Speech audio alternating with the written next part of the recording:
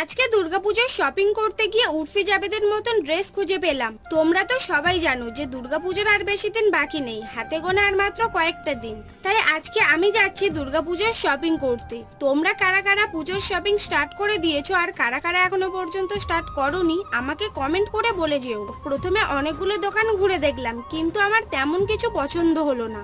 এবার চলে যাই আবারও একটা দোকানে, কিন্তু এখানে এসেও আমার কিছুই পছন্দ হলো না। তাই এখান থেকে বেরিয়ে চলে আসি অন্য একটা দোকানে। আর এখানে এসে আরো কিছু ড্রেস দেখার পরেও আমার কিছুই পছন্দ হচ্ছিল না, তাই বাধ্য হয়ে চলে যাই কসমো বাজারে।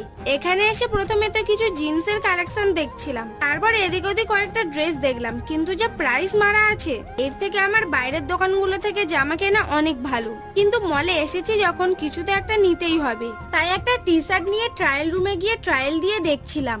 এরপর কয়েকটা জিনিস নিয়ে কাউন্টার থেকে বিল করিয়ে নিয়ে ওখান থেকে বেরিয়ে চলে আসি একটা ঝাল